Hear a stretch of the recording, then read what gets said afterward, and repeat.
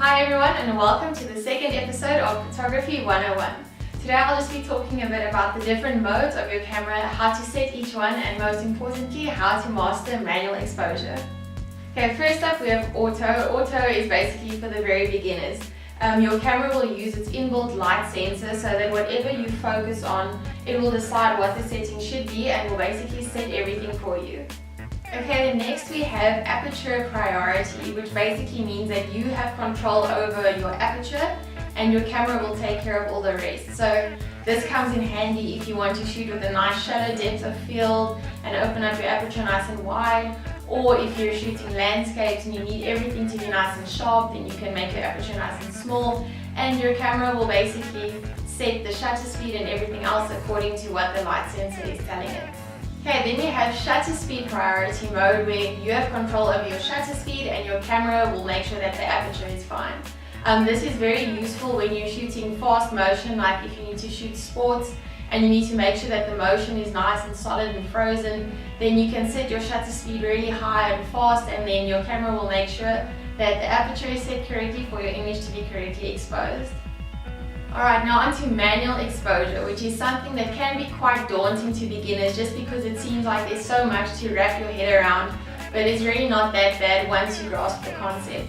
If you are just a beginner and you're starting out and you're not even sure what is what yet with your camera settings, then feel free to watch my previous video where I just discussed aperture and shutter speed and ISO and what each one is and what the effect they will have on your photo.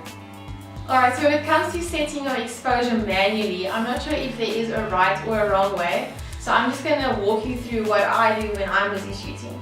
So firstly, I'll start by setting my ISO. Usually I will set it as low as possible to make sure that I can get the best quality image possible. So I'll usually start off setting my ISO around 200 if I'm shooting in the daylight. Next up, I set my aperture because I love shooting with the shallow depth of field, so I'll usually start off opening my aperture to about f1.8 or 2. Once I've set my ISO and my aperture, I'll go ahead and set my shutter speed just to make sure that my image is correctly exposed. There are 3 different ways that you can make sure if your image is correctly exposed. The first one would be when you're taking a photo and you're looking through the viewfinder, you'll see at the bottom there's a little graph that will show you basically from underexposed to overexposed, and there's usually a line in the middle. And in the Canon cameras there will be a little dot that will show you where along the graph you are. So if it's indicating that you're in the middle, then you know your image should be correctly exposed.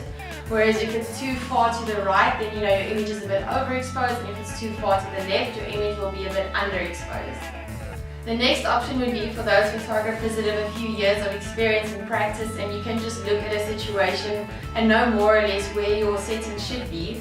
So you can go ahead and make all your settings and then just simply take a photo, check it out in the preview and see where your settings are, and then from there you'll be able to adjust accordingly if it's just a little bit over or underexposed.